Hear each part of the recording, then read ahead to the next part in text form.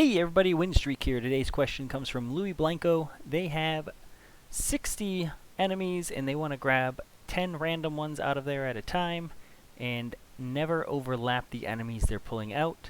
We're going to do that on a smaller scale here with marbles.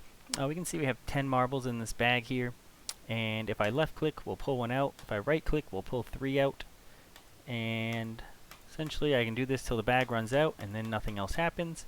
I pull each one out in a random order, and without further ado, let's get to it. I'm going to pop up a new window here, and now I'm going to drag some images over from my other one just to save some time here. So we have my lovely sack to hold the marbles, and this beautiful text here to tell us what it is, because otherwise it just looks ridiculous. And then I have a marble, and I'm just gonna paste that 10 times total. There we go. And to go into what these are, it is a sprite with 2 sets of animations. The first one is called blank, and it is just an unknown marble because it's hidden in our bag there.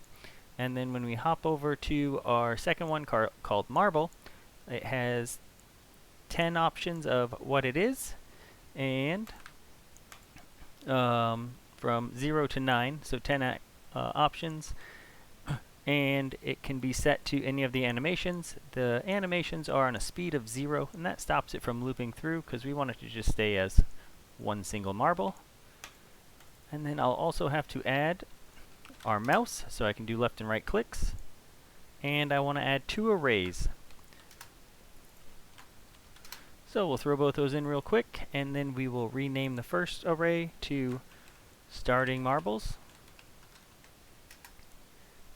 And the second array I will rename to randomized marbles. And the starting marbles are going to be this order right here. And then we will take those and randomize them in our second one. So we will hop into the code here, and we'll go ahead and start out with a on start of layout, and we're going to add a sub event, and we want this sub event to be a for loop, so we can loop through each of our marbles here. And we don't need a name because we won't be calling it from other places. Starting index is going to be 1, and our our ending index is going to be 10. So we got lucky and just so happened to have the exact amount we want. But you would set yours to 60 if you had 60 enemies, or whatever amount of marbles you wanted to put in here, you would have to set it to that amount so it can loop through each one time. And then we'll go ahead and take the starting marbles, and we will set our array to match those values. So we will set it at X, and we want it to essentially just fill in at 0 a value of 0, at 1 a value of 1, and in order to do that without wasting time, we will use loop index, and that will count our for loop for us. So that'll take this 1 here and move it on to while X is 1. Oops. And then we can put it in here as well. Then set the value to 1, and then it'll go to the next one. So after 1 it goes to 2, loop is 2, or X is 2, set value to 2. And like I said earlier, ours is 0 to 9, so we just want to bring those down to -1. So I'm just going to set those both to -1 there, and now it'll loop through and set everything from 0 up to 9 for us. And after that we are going to add a local variable, and this will be our random marble, and I'm going to drag that down there because it's going to go with the next thing I'm using. And we'll add another sub event, and this will be another for loop because this time we are going to set the second loop, or sorry, the second array to our random marbles. And what am I trying to do? For loop, I just said it, but I wasn't thinking, I was just talking.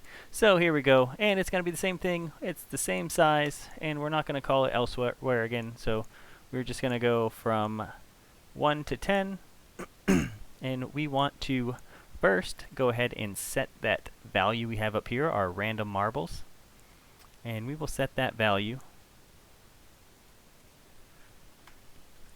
to random, because that's how we make it random, and then marbles, nope, I want the array, starting marbles dot width, and dot width is just how many slots that the array has. So it's a 10 integer array, so the first time it's going to be 10, and then we're going to destroy them as we use them.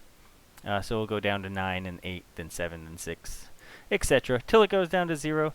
So we're setting this random marble to be somewhere within the size of our array here. And we also want that to be a integer. That way it's a whole number and not a decimal number.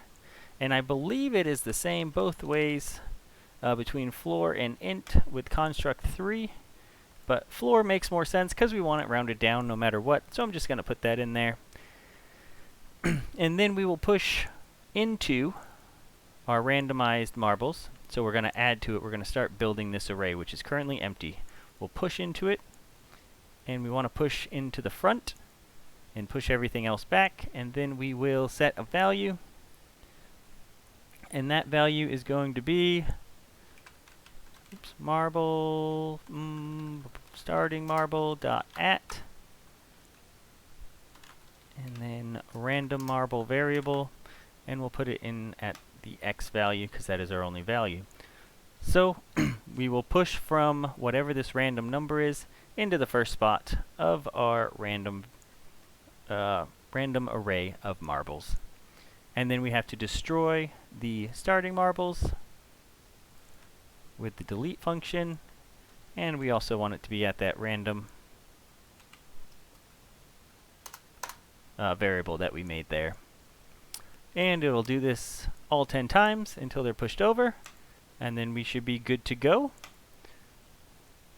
Next we will start some mouse events. We're going to have two separate ones, a left click and a right click. And left click will summon one marble for us, or create one marble is probably a better term, and then right click will create 3 marbles. And we'll start with the left click first, and we'll simply just go to system and create an object, and it'll be a marble. And since it's just making one, we can throw it at our mouse X and Y. That way it's just wherever we click, it creates a marble.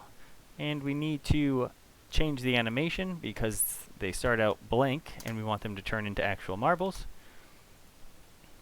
And then we have to set the frame to match whatever our next spot in the array is. Real quick, I'm gonna make a global variable, and that's just gonna be our current value. It's gonna start at 0 and count up for us. So we're going to go into our marble again. We're going to set the frame, and we want the frame number to be our randomized marbles dot at current. So it's going to go into our randomized marbles at current, which is going to be 0. And it's going to grab that value. So essentially this is just asking us, hey, what's the value you have in the first index of your array, or the 0 position of your array? And then it will put that value as the frame number here, which will give us the color we want. And then we'll just add one to our current. And this setup right here is pretty much just a deconstructed for loop. So this is going to count up for us. Since it's not going to be all done in one go, we don't want all 10. We're just getting 1 here, and our right click's just going to be 3. We need to break this up so it's not all happening at once. And we do that by just having a global variable that can count up for us, and then actually count it up each time we need to. And last thing we need to do is break the invisible, or the unknown marbles from the bag. That way they get removed as we go through them. So we'll add a function called break and add a sub event to that function. And we will grab a marble as long as it is currently playing blank. And I'm going to copy that and backwards edit. And we're also going to grab a marble only if it's over the sprite, which is our picture of the bag. So they have to be both playing blank and over the sprite in order for us to break them or destroy them. And then I need to pick a single one, because at this time there's all 10 of them that are blank and overlapping sprite. So we need something in here that will pick a single one. You can use UIDs, you can give them instance variables and pick that way, or you can do something weird, which is what I did. So I just used nearest, and we're going to grab whatever is closest to our sprite position.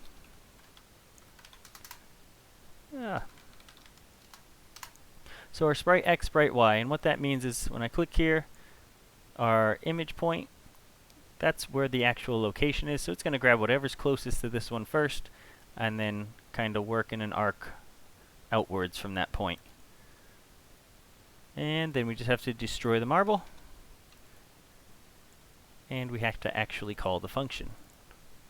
So we should be good to test with our left one, and it's not working. So let's hop in here real quick, see if I can figure out what I did wrong. Here's what we did wrong. It's not going to do anything because we have it on end of layout. And I do believe I said start a layout and proceeded to type in the wrong thing or click the wrong thing.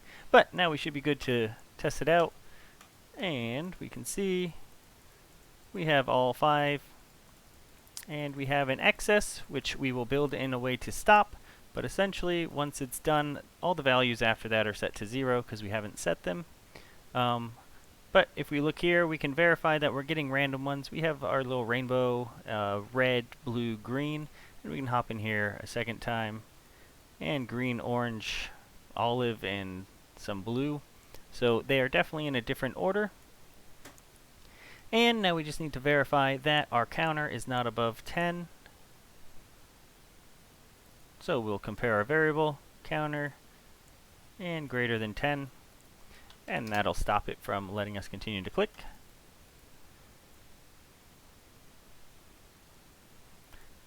Not greater than 10.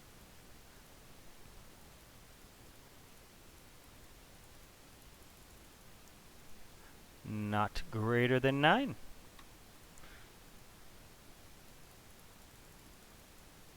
So this all works, and now we are looking to break and create 3 at once with our right click, which is right here, and just empty. So we're going to verify that this one is not greater than 7, because it's going to do 3 at a time. And we'll add a blank sub event, and we're going to throw a repeat on here. And we want to do it 3 times. And we pretty much just want all of this right down here, except for the way we pick our break function, or our marble to break, is going to happen 3 times before it's destroyed, and it just picks the same one all 3 times, and it doesn't work. So we have to build another break that we can do multiple times. But otherwise, everything else should be good with just the same.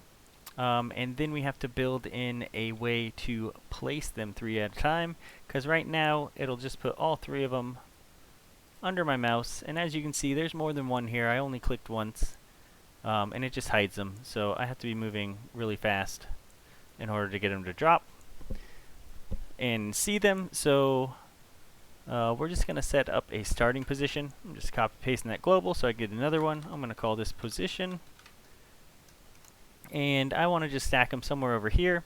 So if I look down in this bottom right corner, I can see where my X axis is, and it's about 260, seems like a good starting point. So I'm going to put 260 as the initial value. And anytime we use break 2, I am going to add to that value. I want to add to position, and my marbles are about 108 sprites, and my marbles are about 108 pixels. So I'm just going to throw something slightly larger than that, and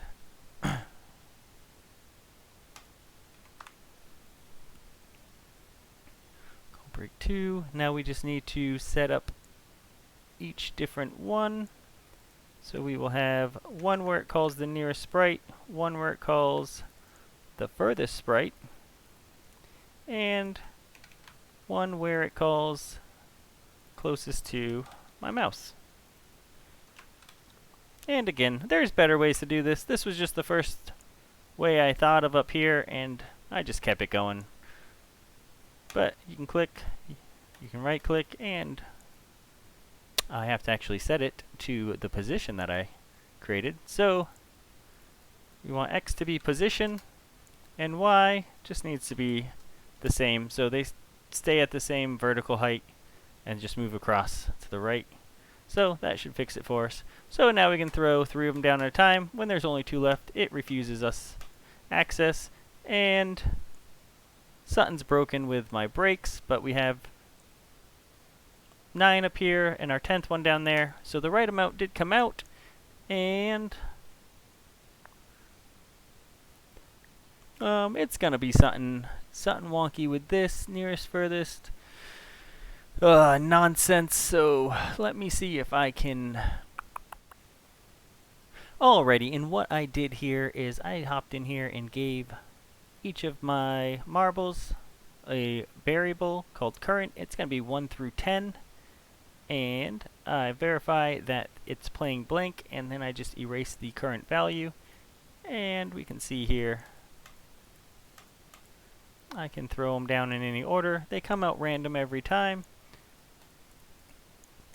and now it no longer breaks. So hopefully you can use this, and it'll help you out with your project. Have a good one.